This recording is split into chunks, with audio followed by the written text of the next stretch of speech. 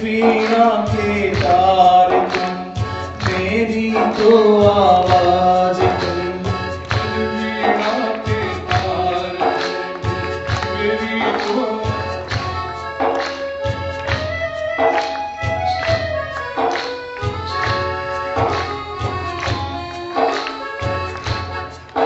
तुम ज्ञान के सागर हो,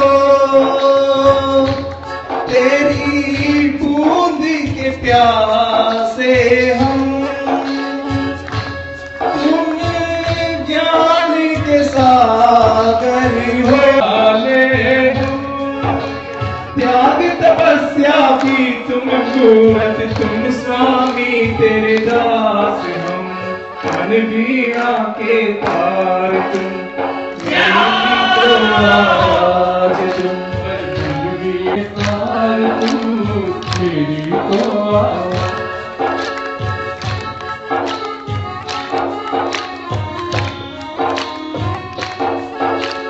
मेरी विनती सुन लो गुरुवर, मेरी विनती सुन लो गुरुवर।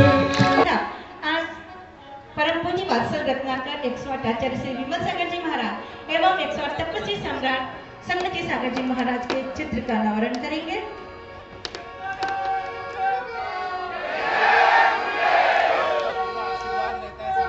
चल रे राही चल, चल चल चल रे राही चल, आसमां के हाथ दे। विमल सागर जी महाराज और तपस्वी सम्राट संगति सागर जी महाराज के पूरी श्रद्धा और मन से हमें इन संतों को पूजना चाहिए।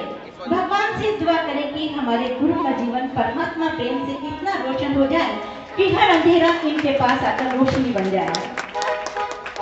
ऐसा भी प्रज्वलन कर रहे हैं। ज्योत से ज्योत जगाते चलो, प्रेम की गंगा बहाते चलो, प्रेम की गंगा बहाते चलो। राह में आए दुखी दुखी, राह में आए दुखी दुखी। शिव पद के हैं पथिक रहे, धर्म मार्ग के नायक है जो मोह जाल से पृथक रहे।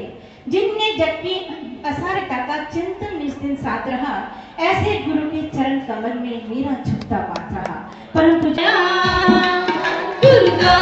भक्तों ने मेला है जमाया, गुरुपाद बने बड़े भाग्य से इस अवसर को पाया। गुरुद्वार के भक्तों ने गुरुपाद प्रक्षालन करने को ये बड़ी दूर से आए हैं। जय जय है गुरुदेव, बोलो जय जय है गुरुदेव। गुरुपाद प्रक्षालन करने को ये बड़ी दूर से आए हैं। भक्ति के अनुपम कलशों में श्रद्धा का नीर भराए हैं। धन्य दिवस है गुरुद्वार पे भक्तों ने मेला है जमाया। वालों ने बड़े भाग्य से इस अवसर को पाया। गुरुद्वार पे भक्तों ने मेला है जमाया। जिमने परम पूज्य राष्ट्रदेव प्रमुख शमनाचार्य गणाचार्य गुरुदेव श्री 108 विराग सागर जी महाराज की जय। और आमंत्रित कर तिलक में माल्यार्पण करके सम्मान करें। और आप सभी की जोरदार तालियां हमारे सम्मान यात्री संगति सागर की जरूर से। बोलो बोलो बोलो बोलो जय बोलो सागर जी महाराज की जय। बोलो संगति सागर जी महाराज की जय। बोलो सागर जी महाराज की जय। बोलो जय बोलो। और अब आप लोगों की तरफ से विनती करते हैं परम पूज्य गुरुदेव के चरणों में।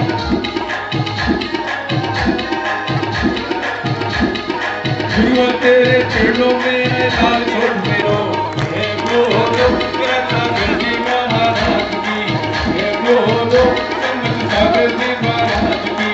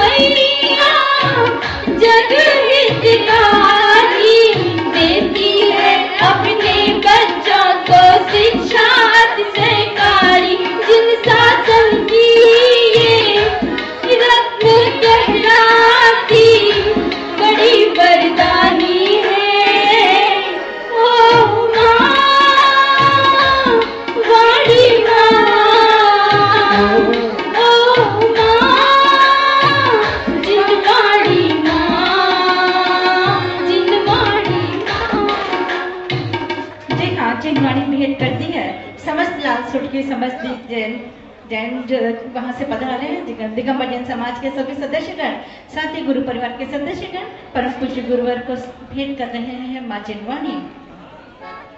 और अब हम सभी चलेंगे परम पूज्य गुरुवर की भक्ति।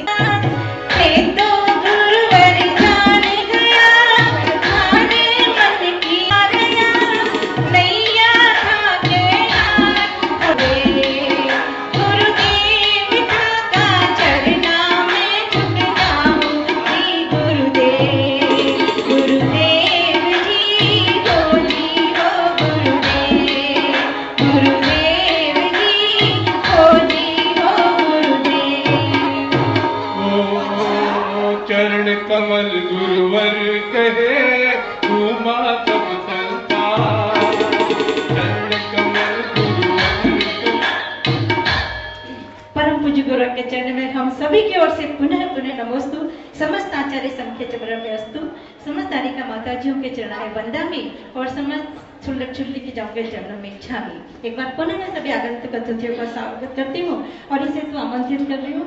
हाँ, क्या पता है अतुल जी बेनाडा यहाँ पधार है और अपना 2 शब्द यहाँ बोलो। हेलो, बोलिए समस्त मुनि संघ की, बोलिए समस्त गणनी आर्य का श्रमणी आर्यिका माता जी की, समस्त माताजी संघ की, छुल्लिका माता जी की और समस्त आचार्य संघ की।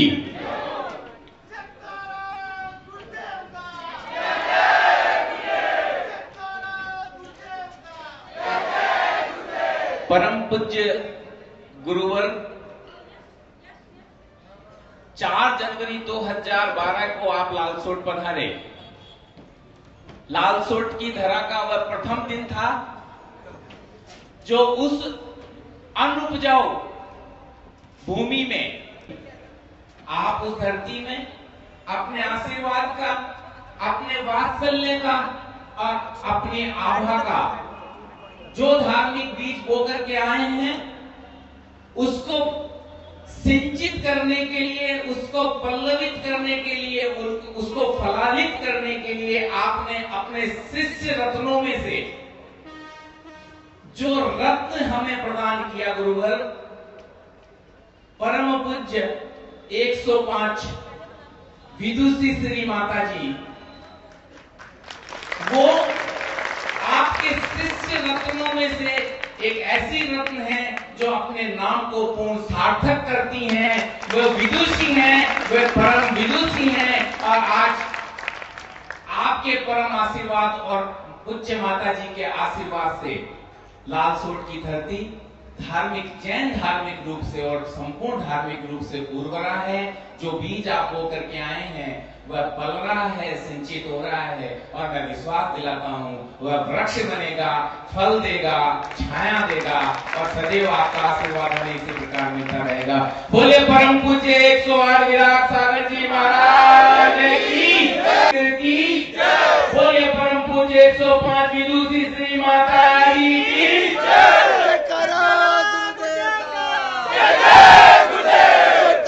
गुरु चरणों में पूर्ण समर्पित इनकी पूरी जान है, इसीलिए आप पूरे राजस्थान की शान है। जी हाँ, ऐसे आमंत्रित करूँ आपने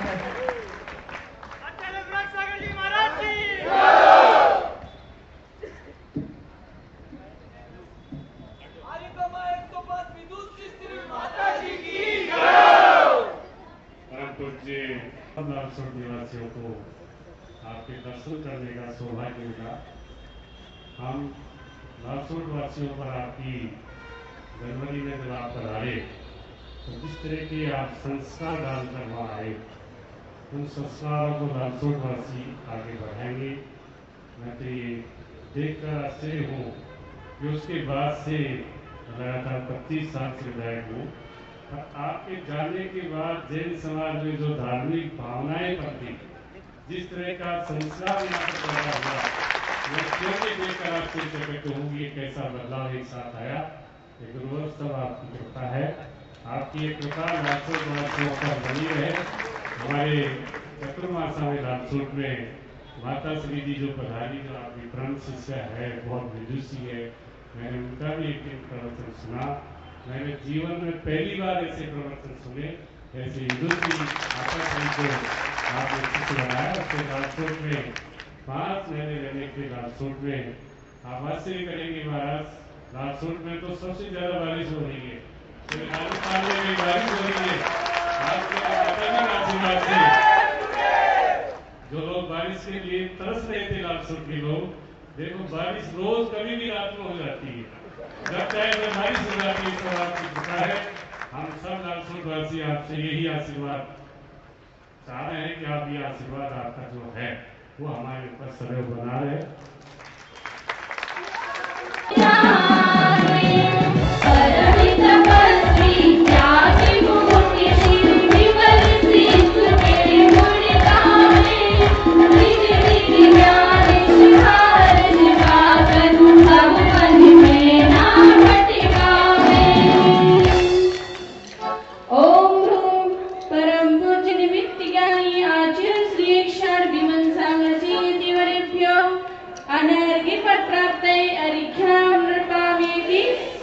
सन्मति सागर जी महाराज का आदेश रहेंगे। आप पूज्य गुरुदेव की पूजन करेंगे।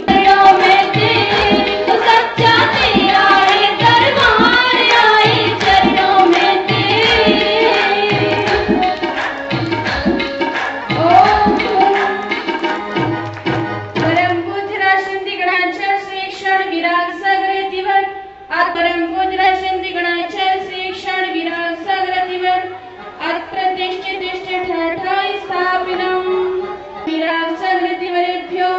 जन्म जरा मृत्यु विनाशनाय जलम नृपामीति। पीछी का मंडल जिनके हाथ में, पीछी का मंडल में भागा चंदन लेकर शांति करूं। कर्म पूजना चाँद शिरोमणि विराग सिंह जी को नमन करूं। गुरुवर एक है लाखों में, गुरुवर एक। ओम रूम परम पूज्य बुंदेलखंड के प्रथमाचार्य गणाचार्य श्री क्षण विराग सागरेभ्यो संसार ताप विनाशनाय चंदनम नृपामीति। जितने भी पद पाए मैंने रखा अखिलों में, उनकी वाणी जो मैं जाने लगी मीठी मीठी बातों में। ओम रूम परम पूज्य योगप्रमुचार्य गणाचार्य श्री क्षण विराग सागरेभ्यो अक्षय पद प्राप्त अक्षिताम नृपामीति। झूठी दुनिया से मन को हटा ले, ध्यान गुरु चरणों में लगा ले। नसीबा तेरा जाग जाएगा, नसीबा तेरा जाग जाएगा, नसीबा तेरा जाग जाएगा, नसीबा तेरा जाग जाएगा। अभी तक जग में भटका गुरुवर पर का नमन कर, मान जाए सुरीली को मना ले। की ज्योति जगा ले, नसीबा तेरा जाग जाएगा, नसीबा तेरा जाग जाएगा, नसीबा तेरा जाग जाएगा, नसीबा तेरा जाग जाएगा। ओम परम पुरुष सिद्धांत रत्न गणाचार्य श्री क्षण विराग सागरेभ्यो कामबाण नाशनाय पुष्पम नृपामीति। तीन लोक के सकल पदार्थ झूठा आदि के ज्ञात बने, झूठा जांच ना होती फिर भी झूठ का तू दर पे डरा ले। काम फिर कर जो भी करा ले, नसीबा तेरा जाग जाएगा, नसीबा सागरेभ्यो शुदारोग्य नाशनाय नैवेद्यम नृपामीति।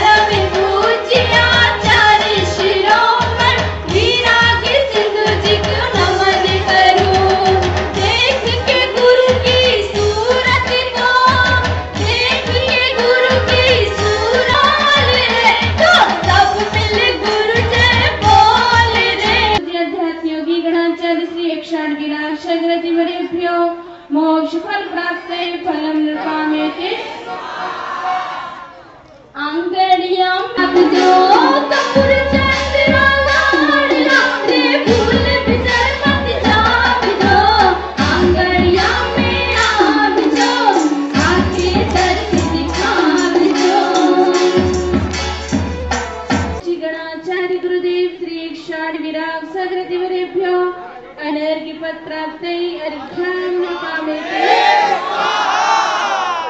अब जयमाला प्रारंभ हो रही है।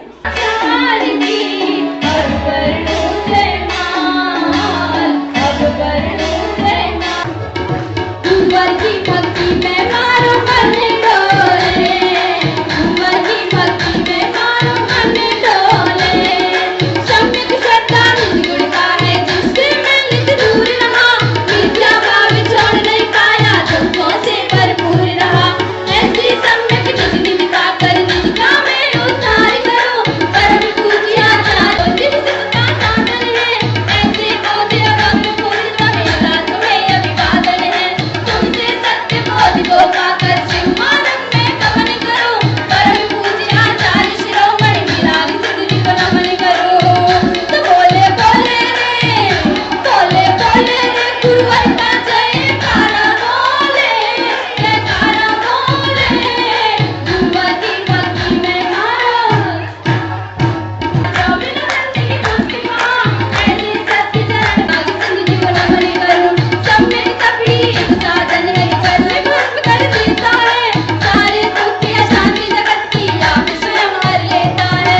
घोर तपोनिधि को पा करके क्यों ना मैं अनुसरण करो, परम पूज्य आचार्य शिरोमणि विराग सिद्धि को नमन करो। खोले खोले रे हृदय का पट सभी खोले गुरुवर की भक्ति में मारो, गुरुवर की भक्ति में मारो मन डोले, गुरुवर की भक्ति में मारो मन डोले। सभी आचार्य पालते उनका मैं अनुसरण करो, परम पूज्य आचार्य शिरोमणि विराग सिद्धि को नमन करो। उत्तम क्षमा माधव यादव सत्य स्वास्थ्य और संयम है, उत्तम सभ्योग भाग्य किंचन में चरित मलतम है। सत्संगों की रग में सिंधु पामे पीठ शीर्ष दान करो, परम पूज्य आचार्य शिरोमणि विराग सिद्धि को नमन करो। ले लो रे गुरु की शरणा ले लो, गुरुवर की भक्ति में मारो, गुरुवर की भक्ति में मारो मन डोले, गुरुवर की भक्ति में मारो मन डोले। अग्रता मनन करो, परम पूज्य आचार्य शिरोमणि विराग सिद्धि को नमन करो। निश्चित श्रद्धा ज्ञान चरित को निर्विकल्प बनाया है, अमेर रत्नात्रय को पाने मैंने शीश झुकाया है। अप्रमत्त दशा को पाने मुनिगण निज में मनन करो, परम पूज्य आचार्य शिरोमणि विराग सिद्धि को नमन करो। सप्तम पूजा भक्त ने लिखी भक्त दास, नाथ दास भव का करो, दीजे चरण निवास। आओ रे गुरु के द्वारे होले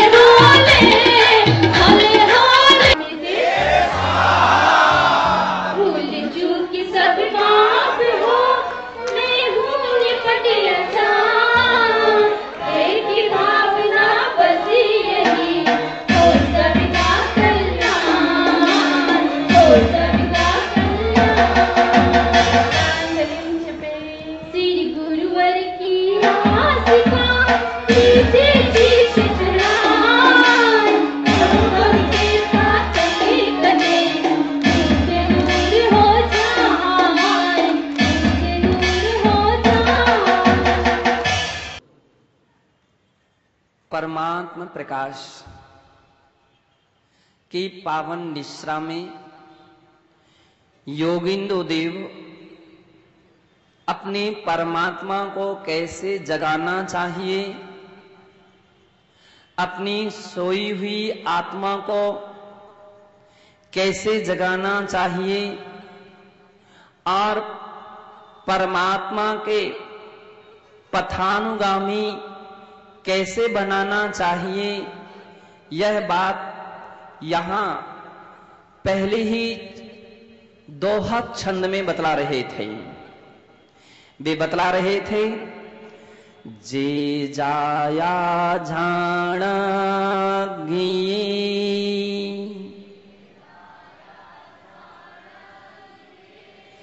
कम्मि कलंक डहेवी नित्य निरंजनिणाणे में ते परमा पिणवेवी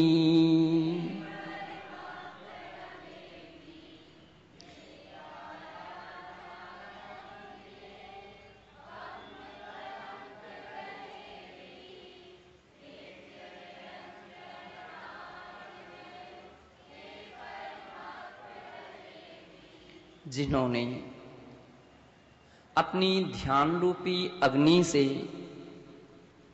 कर्म कलंकों को दहन कर दिया है, कर्म कालिमा को धो दिया है और हमेशा के लिए निरंजन ज्ञान में परमात्मा की दशा को प्राप्त कर लिया है, हम उन परमात्मा के लिए यहां भक्ति पूर्वक नमस्कार करते हैं।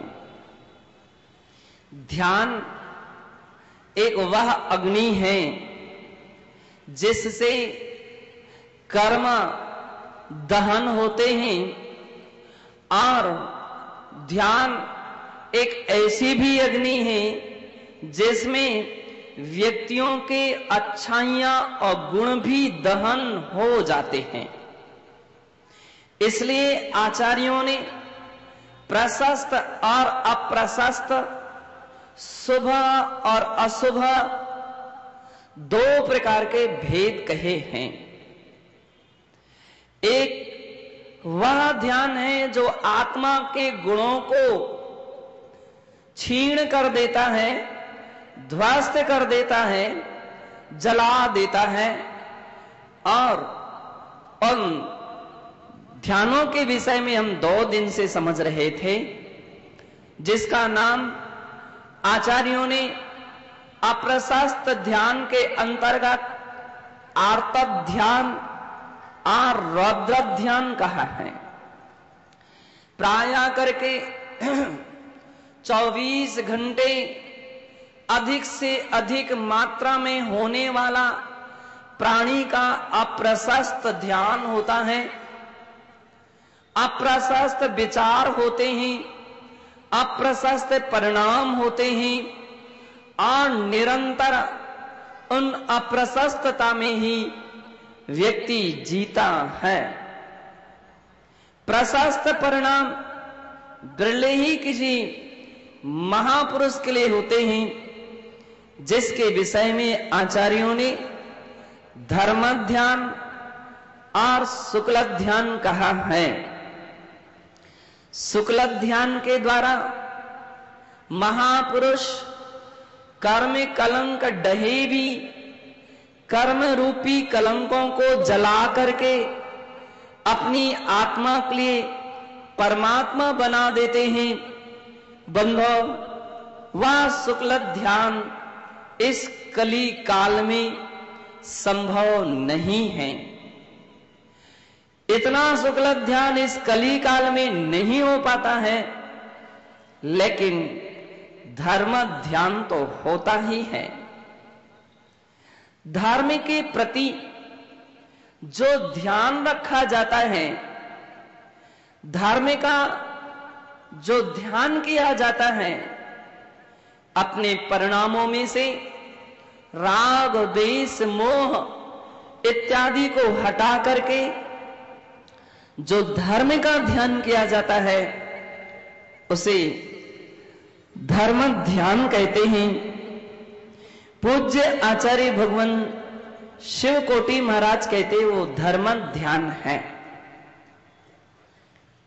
आम तौर पर हम विभिन्न विशेषणों के साथ धर्म की पहचान करते हैं, किंतु आचार्य भगवान यहां ये कहना चाहते हैं कि धर्म तो धम्मो वत्थु सहावो, धर्म वस्तु का शुद्ध स्वभाव का नाम है।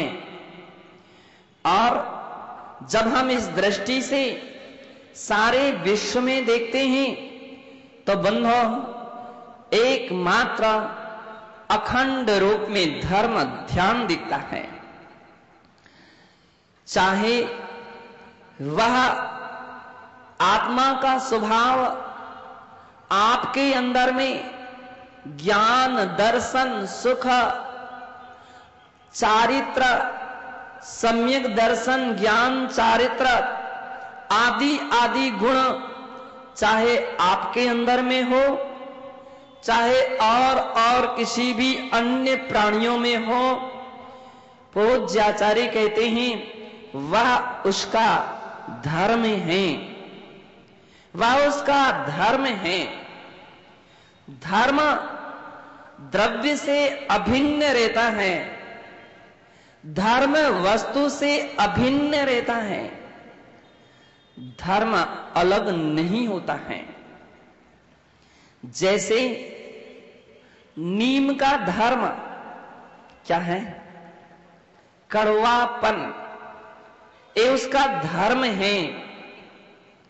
ईख का धर्म, ईख यानी गन्ना, उसका धर्म मीठापन है, वह उसका धर्म है। मिर्ची का धर्म चरपरापन, ये उसका धर्म है। नींबू का धर्म उसका खट्टापन, ये उसका धर्म है। उसी प्रकार से आत्मा का उत्तम, क्षमा, मार्दव, आर्जव आदि धर्म है और वे कभी वस्तु से अलग नहीं होते हैं। अंतर इतना है कि हर पदार्थ का धर्म प्रायः स्थिर रहता है। हां, यदि वे सामग्रियां खराब हो जाएं यानी सड़ जाएं तो फिर वो अपने धर्म को वो धर्म से च्युत हो जाती हैं, उसका वह धर्म समाप्त हो जाता है। फिर उसके अंदर में अधर्म प्रारंभ हो जाता है। जिसे विभाव कहते हैं, स्वभाव समाप्त हुआ कि विभाव प्रारंभ हो गया, और विभाव समाप्त हुआ कि स्वभाव प्रारंभ हो जाता है। जल का स्वभाव शीतलता है और ये उसका स्वभाव है, उसका धर्म है। लेकिन अग्नि के संसर्ग से वह जल उष्णता को प्राप्त हो जाता है, गर्म हो जाता है, तो वह अपने स्वभाव को खो देता है। ध्यान रखिए, अपने स्वभाव को खो तो देना है, लेकिन फिर भी परिपूर्ण रूपेण स्वभाव का अभाव नहीं होता है। किसी ना किसी अंश में कुछ ना कुछ मात्रा में उसका स्वभाव बराबर कायम रहता है, अन्यथा वस्तु का वस्तुत्पना ही समाप्त हो जाएगा। गर्म पानी, और कितना गर्म, 100 डिग्री पर उसको गर्म किया जाए, 100 डिग्री पर पानी उबलने लगता है, 100 डिग्री पर पानी उबलने लगता है और भाप बन बन करके उड़ने लगता है। ऐसा पानी यदि अपने ऊपर 2-4 बूंद भी गिर जाए तो भी क्या हो जाता है? फौला पड़ाता है, फफोला हो जाता है, जल जाता है व्यक्ति,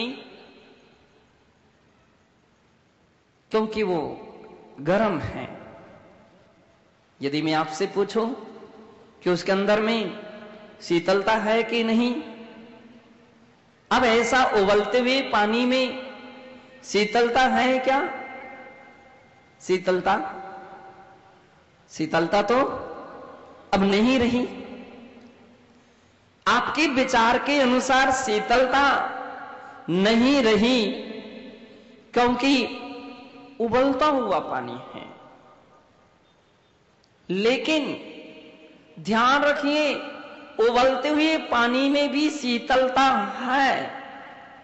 ये बात अलग है कि वह इतनी कम मात्रा में है कि आप उसके लिए समझ नहीं पाते हैं, अथवा यूं कहें, युक्ति से कोई प्रयोग करें तो आपको आसानता से समझ में आ जाती है।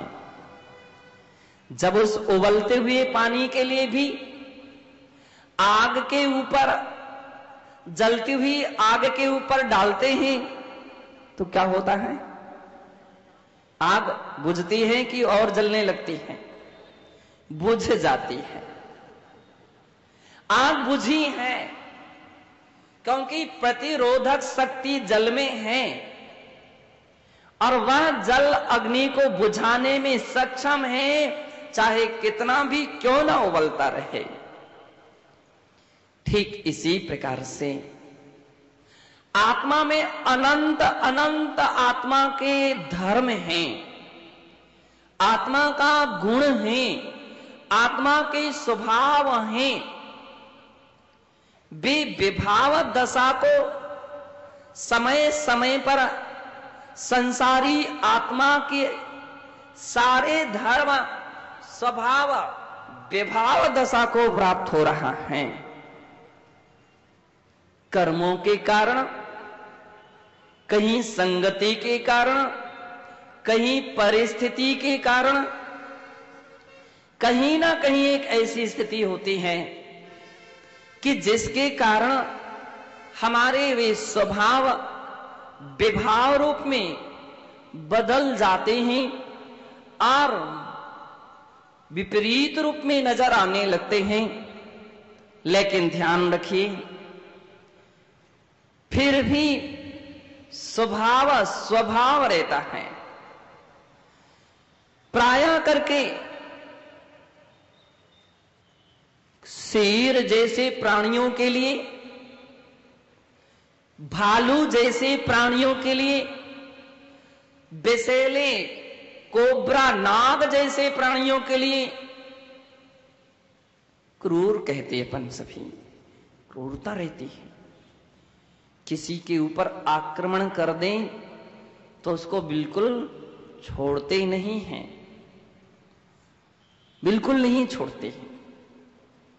अब उसका स्वभाव तो विभाव रूप में बदला हुआ है, लेकिन फिर भी किसी ना किसी अंश में तो स्वभाव जीवित है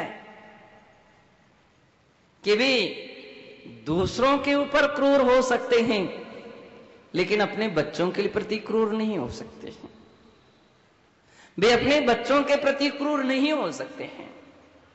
आप कहेंगे कि महाराज, नागिन तो अपने बच्चों को भी भक्षण कर लेती हैं, वो तो सबसे अधिक क्रूर है। अब उसके अंदर में दया करुणा कहां रही? बंधो, पूज्याचार्य कहते हैं फिर भी किसी ना किसी अंश में दया भाव रहते हैं, किसी ना किसी अंश में दया रहती है। दूसरे के प्रति ना सही तो अपने प्रति तो सही, वो अपनी रक्षा के प्रयास में रहती है। अगर कोई उससे भी क्रूर प्राणी उसकी ओर आक्रमण मुद्रा में आता है तो वो बचने का प्रयास करते हैं, बचने का प्रयास करते हैं। पूज्याचार्य कहते हैं ये ध्यान है, वस्तु का स्वभाव है। हम विभाव में रहते हैं तो अशांति में रहते हैं, दुख में रहते हैं, तकलीफ में रहते हैं, और जब स्वभाव में आ जाते हैं तो बंधो आनंद, शांति, खुशी, की वर्षा होने लगती है। विभाव में अशांति है और स्वभाव में शांति है। क्षमा भाव स्वभाव है और क्षमा का विपरीत क्रोध ये विभाव है।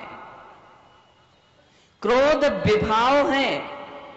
आप देख लीजिए, जब आपको क्रोध आता है तो आपको कैसा लगता है? बड़ा मजा आता है क्या? आनंद आता है क्या? कभी नहीं आता है। क्रोध में तो बड़ी बेचैनी हो जाती है, बड़ी तकलीफ होती है, कष्ट होता है, बड़ी परेशानी होती है।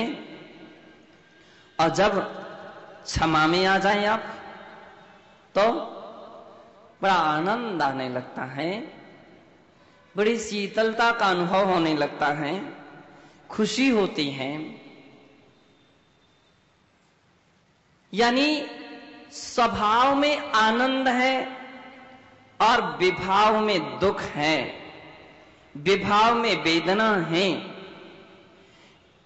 आर्त ध्यान रौद्र ध्यान विभाव दशा है और धर्म ध्यान शुक्ल ध्यान स्वभाव की ओर ले जाने वाले हैं।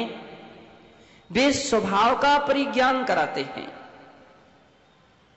वे कहते हैं क्रोध मत कीजिए, क्षमा धारण कीजिए, अभिमान मत कीजिए, नम्रता रखिए, छल कपट मत कीजिए, सरलता रखिए, लोभ मत कीजिए, संतोष धारण कीजिए, संतोष धारण कीजिए, हिंसा मत कीजिए, अहिंसा में रहिए, झूठ मत बोलिए, सत्य में रहिए, चोरी मत कीजिए, अचोरी में रहिए, कुशील सेवन मत कीजिए, ब्रह्मचारी में रहिए और परिग्रह में मत जिए, मत रहिए, अपरिग्रह में रहने का प्रयास कीजिए। अपरिग्रह, ब्रह्मचर्य, अचौर्य, सत्य और अहिंसा ये आत्मा का धर्म है। जब ये आते हैं शांति आनंद छा जाती है और हिंसा झूठ चोरी कुशील परिग्रह क्रोध मान माया लोभ इत्यादि आते हैं तो अशांति फैला देते हैं। बंधु, इसका अर्थ है कि हमारा धर्म क्षमा है, क्रोध करना नहीं है।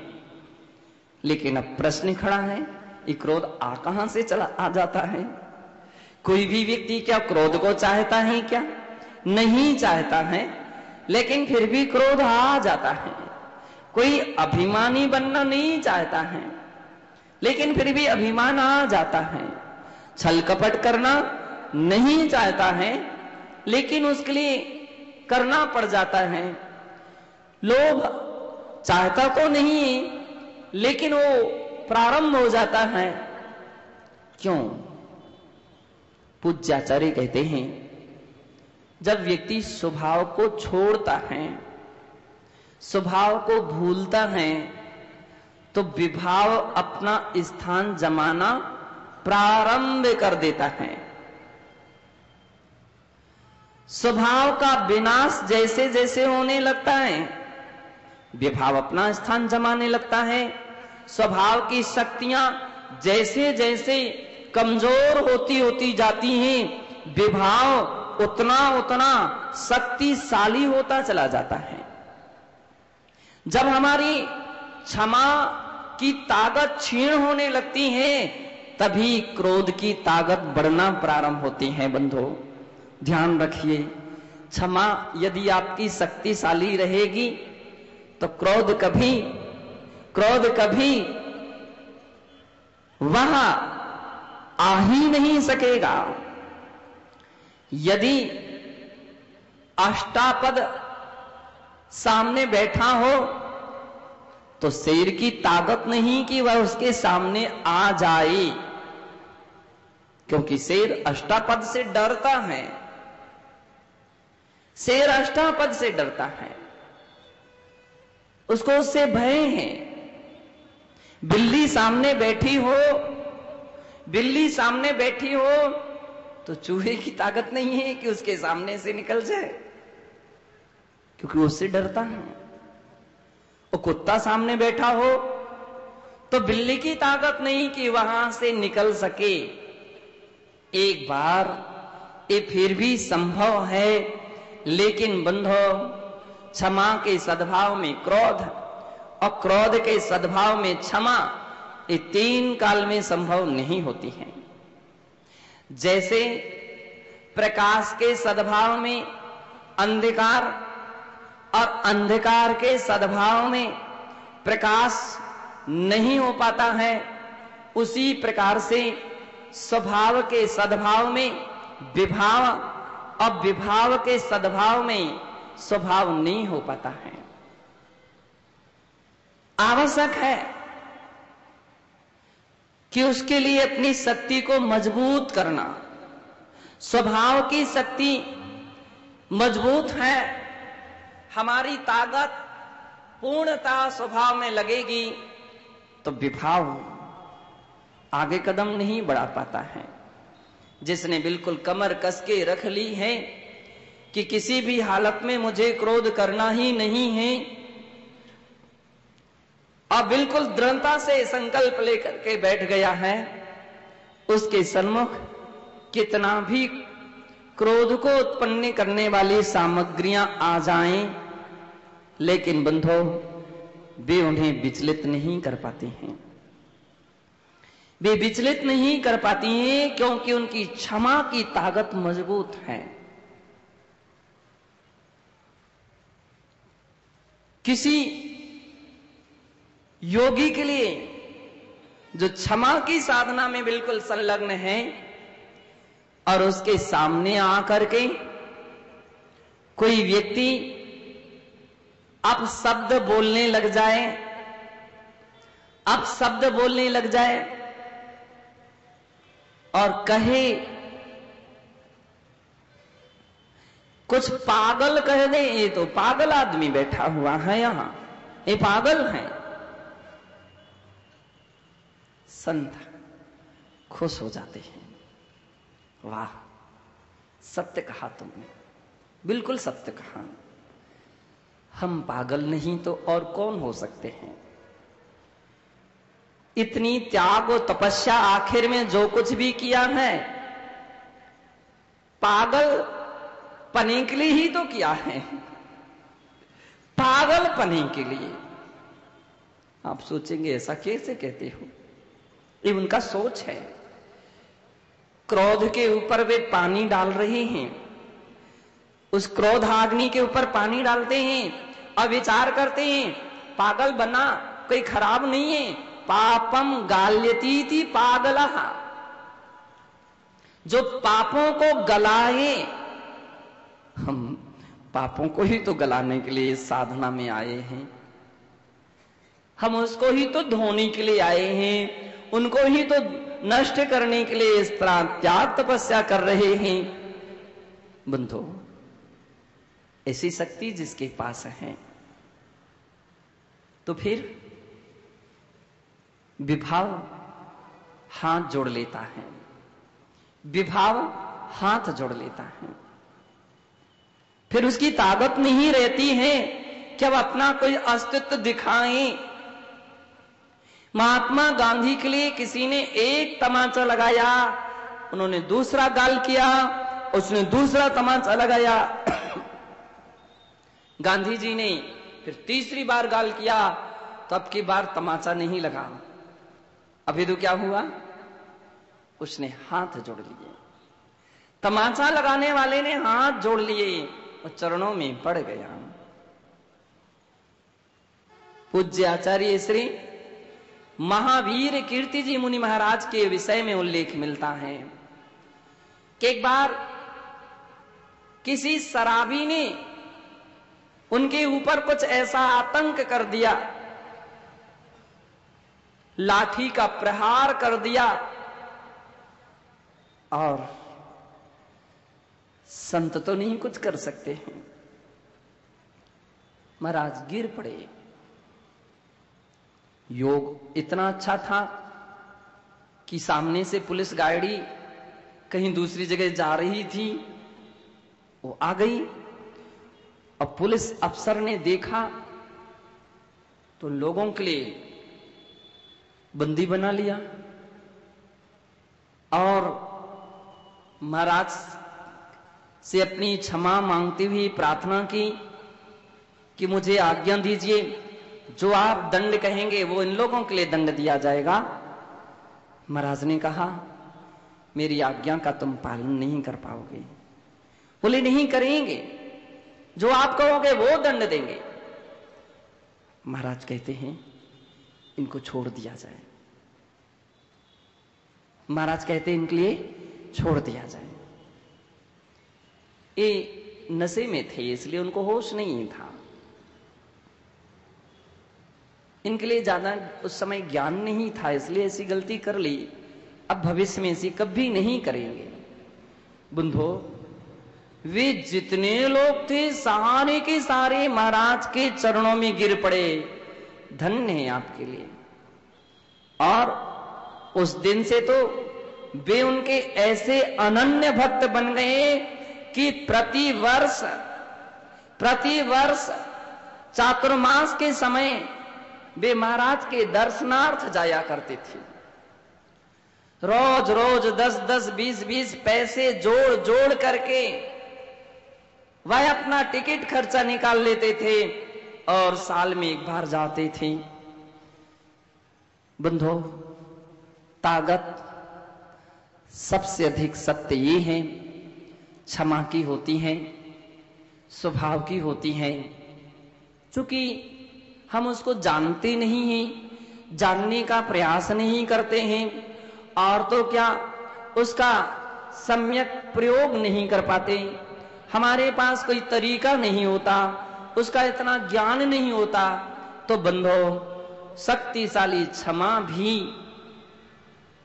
वह कमजोर पड़ जाती है उन लोगों की जिनके पास यथार्थ ज्ञान नहीं होता है, यथार्थ सत्संग नहीं होता, चिंतन नहीं होता, स्वाध्याय नहीं होता, तो उनके स्वभाव क्षीण हो जाते हैं और वो विभाव में आ जाते हैं। पूज्य आचार्य श्री वीर सेन महाराज अपने समय के इतने महान आचार्य हुए, जो आज से लगभग 1100-1200 वर्ष पूर्व हुए,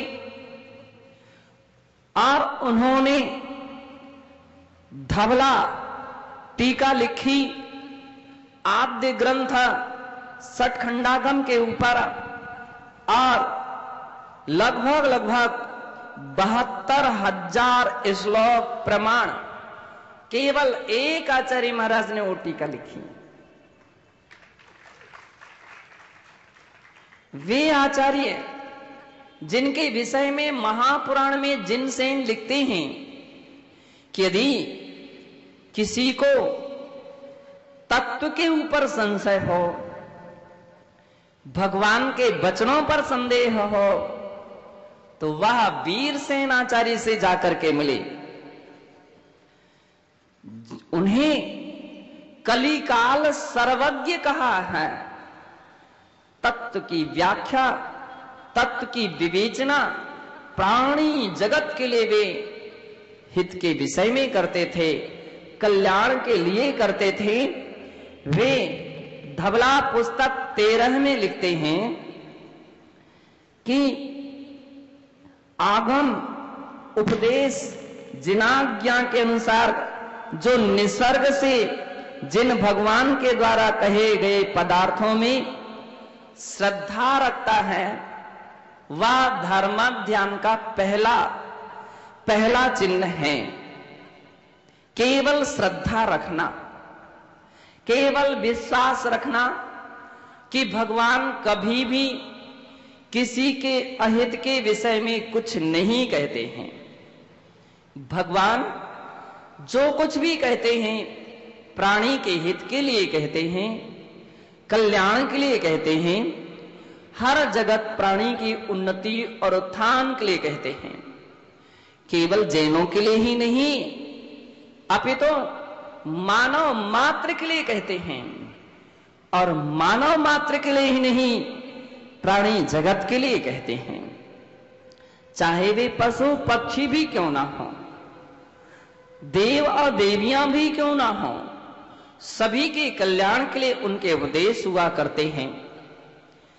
ऐसी जिसकी प्राथमिक श्रद्धा होती है, विश्वास हुआ करता है, आचार्य कहते हैं वो धर्म ध्यानी है।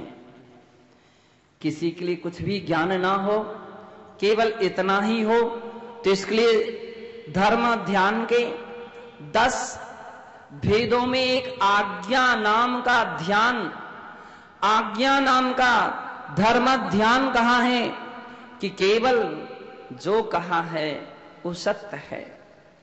हम उसका पालन कर सकें या ना कर सकें ये हमारी परिस्थिति है, लेकिन भगवान जो कहते हैं सबके कल्याण के लिए कहते हैं।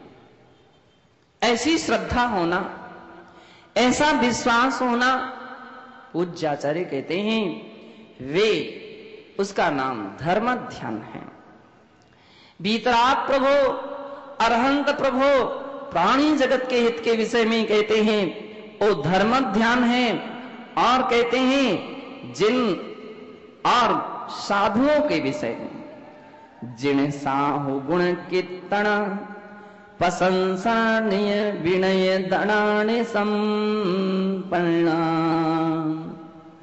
सुदशील संयम हृदा धम्मज्ञानम मुनि यव्वा।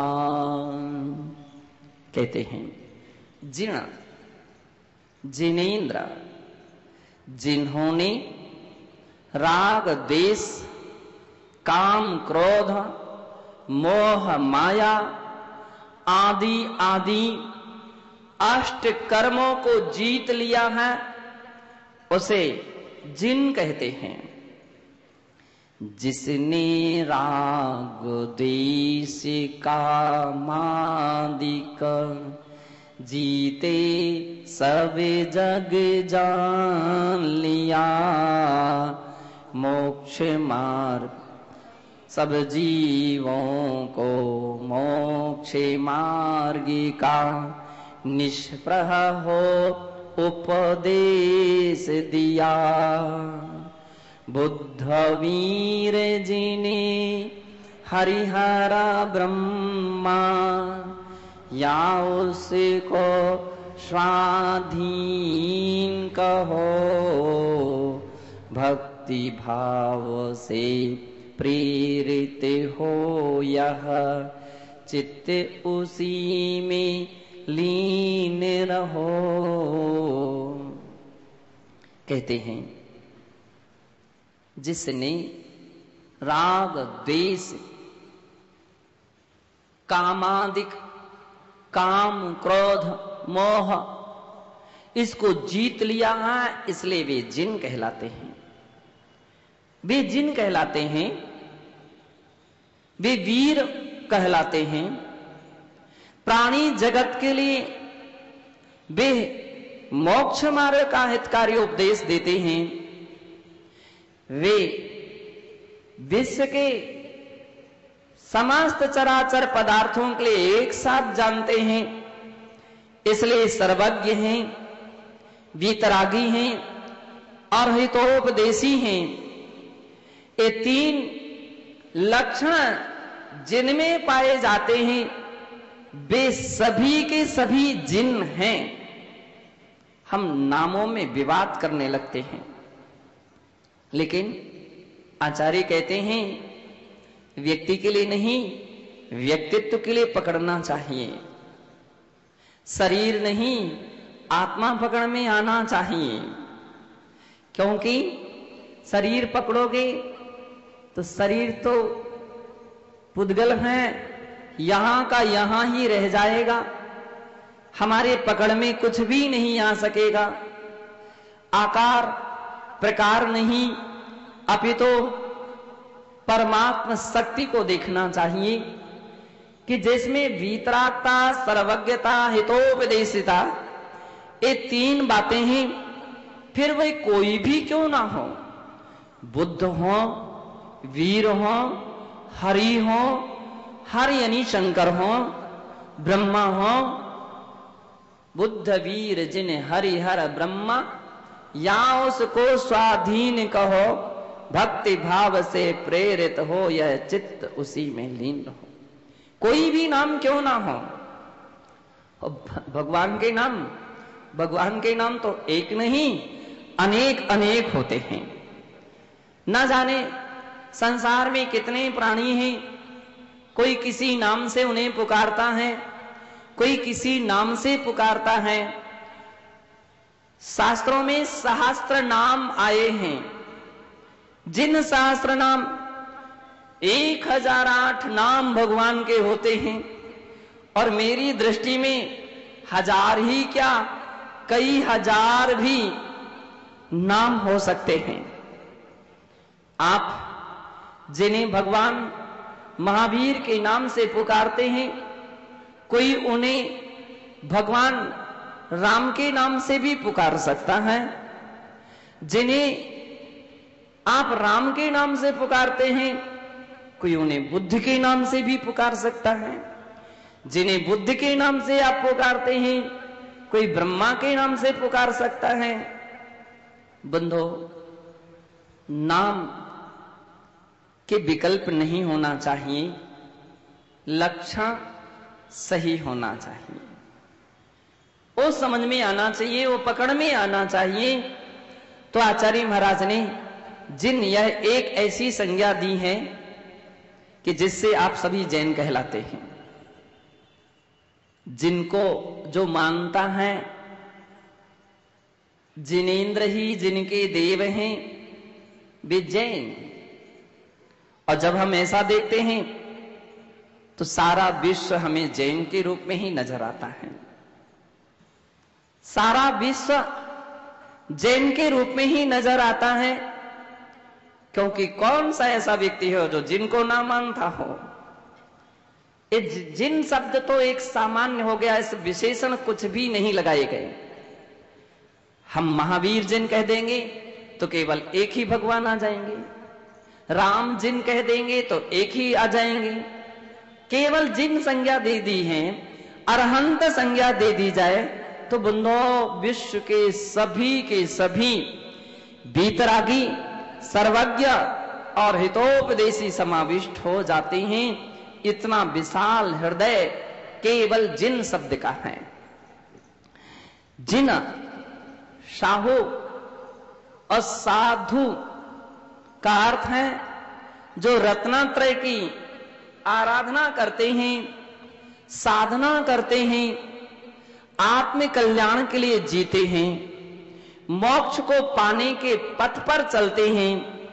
इसलिए वे सच्चे साधु कहलाते हैं। वे संसार की मोह माया से दूर रहते हैं, उससे व्रत रहते हैं, आत्म कल्याण और विश्व कल्याण में जीते हैं। बंधो, इसलिए वे साधु कहलाते हैं। इसलिए वे साधु कहलाते हैं। और इतनी घनघोर तपस्या केवल वे स्व और पर के हित में करते हैं। इसलिए बंधो, प्राणी जगत उनका भक्त होता है, उनका सेवक और उपासक होता है।